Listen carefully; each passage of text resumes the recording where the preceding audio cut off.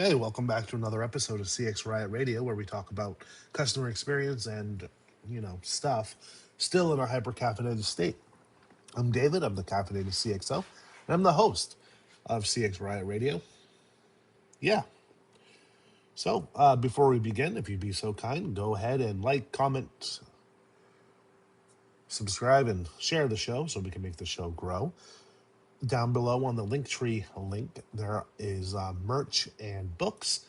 Go ahead, support the show. Together, we can make the show grow. That's right.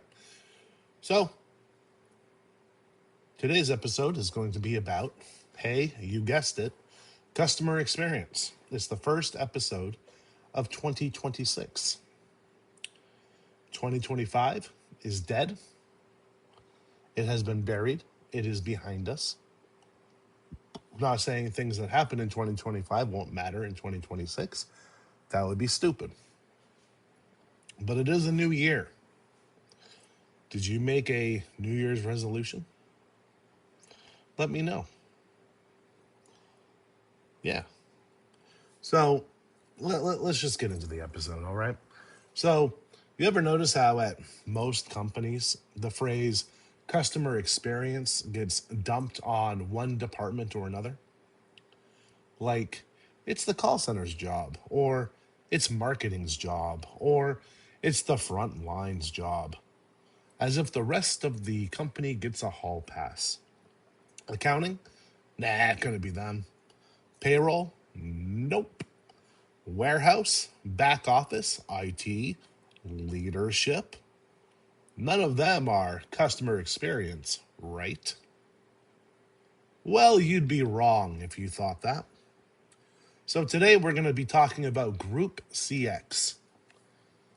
And Group CX means this. Customer experience is everybody's responsibility. Every role, every department, every day. If you get a paycheck from the company, you impact the customer experience, whether you ever talk to a customer or not. So let's start simple.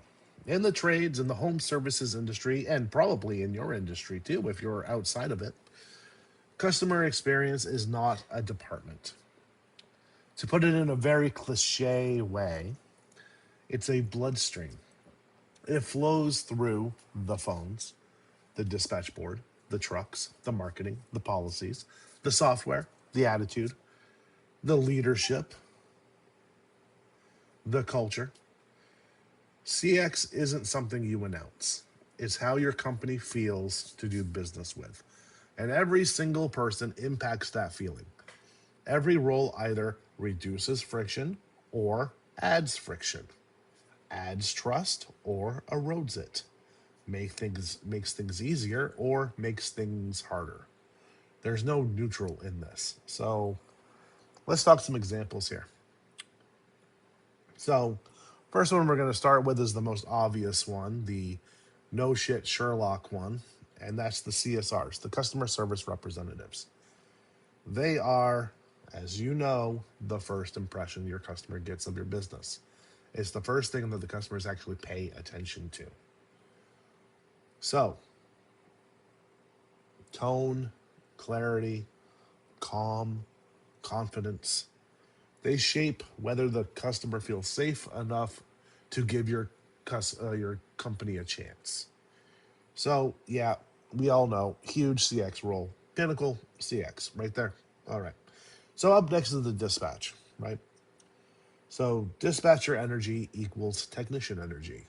Technician energy equals customer experience in the home. If dispatch is stressed out, scattered, unclear, or reactive, customers feel it. Yeah, they feel it big time. Dispatch controls who goes, where they go, when they go, and with what expectation. Huge CX influence, another no shit Sherlock. Then we have the technicians, obviously. Another one to put on the no shit Sherlock board. So, boots in the home, face of the brand, final mile of trust. But they're not CX alone. No, no. They're part of the collective. They're part of the orchestra. They're part of the team. Yeah. Now let's go behind the scenes. What the customers don't usually see. So, accounting. Let's start with them.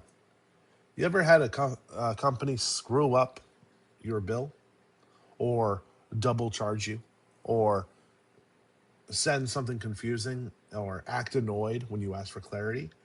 How'd that feel? Yeah, exactly. Billing accuracy equals trust. Trust equals loyalty. So, yeah, accounting, their customer experience. Next up is payroll. I love payroll. I love our payroll department. And I'm sure you do too. Every week, every other week, whatever your pay cadence is. But if payroll is sloppy, your employees lose trust internally.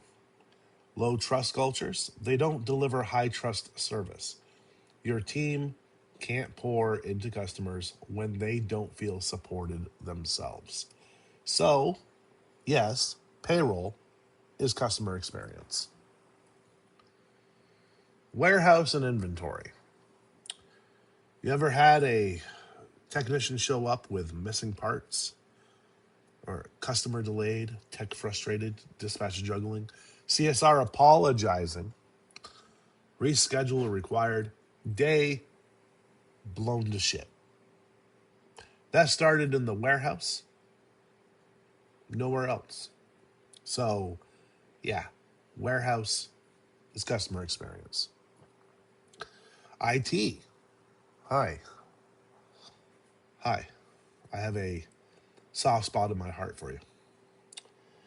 But IT, they're slow systems, crashing tools, bad integrations, bad automations that break.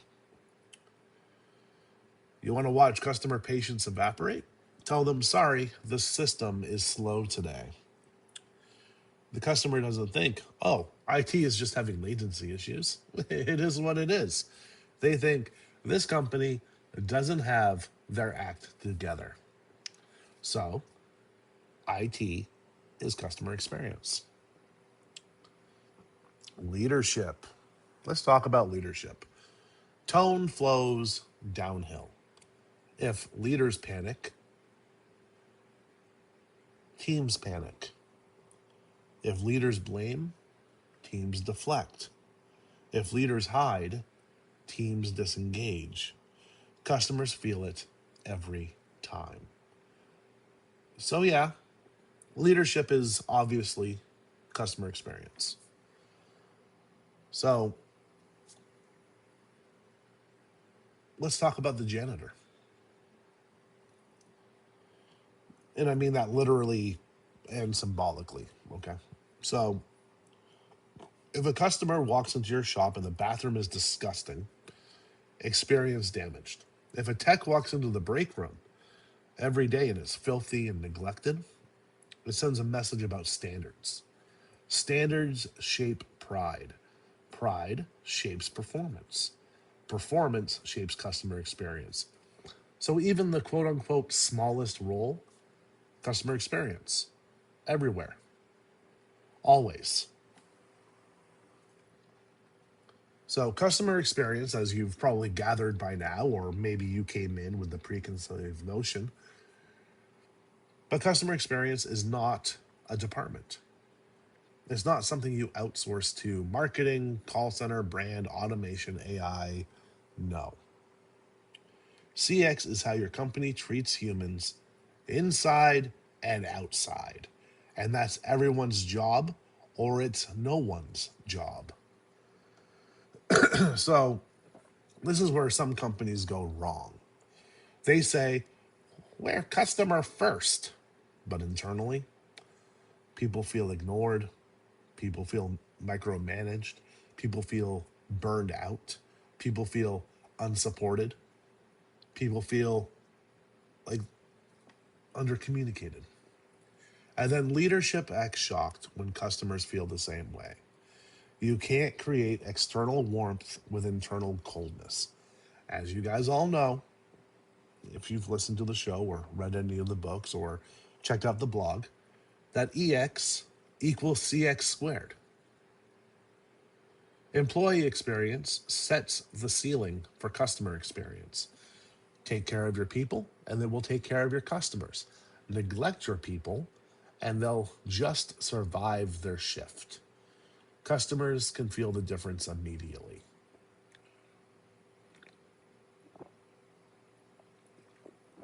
So, man, that's good.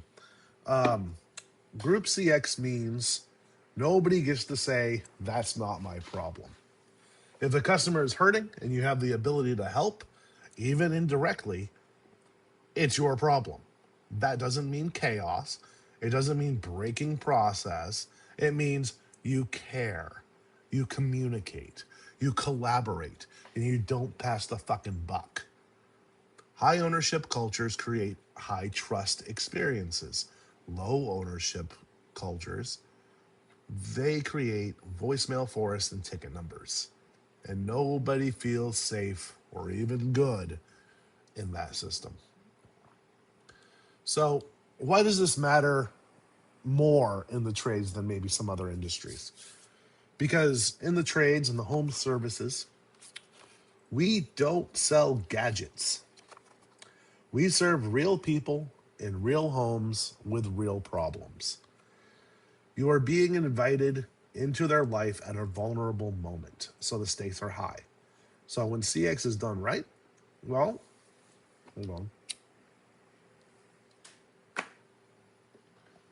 When CX is done right, customers breathe easier, stop shopping around, trust your guidance, call you again, refer their friends, stay loyal, and pay fair value. That's not soft. That's revenue durability. That's business stability. And if you play it right, that's fucking legacy. So, what does Group CX require? There's three things. And we're going to cover those three things right now. After I cough. The first thing is clarity. Everyone must understand what I do impacts the customer. Here's how. Spell it out over and over. Number 2 is ownership.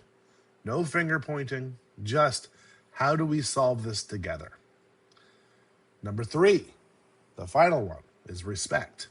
Internal respect becomes external respect, and you can't fake it. And here's the payoff if you do all three of those things, right? When a company truly becomes Group CX, customers feel guided, not processed. Employees feel proud, not trapped. Technicians feel supported, not dumped on. Leaders feel aligned, and they're not firefighting all day. And suddenly, customer experience isn't a program, it's just who you are. So,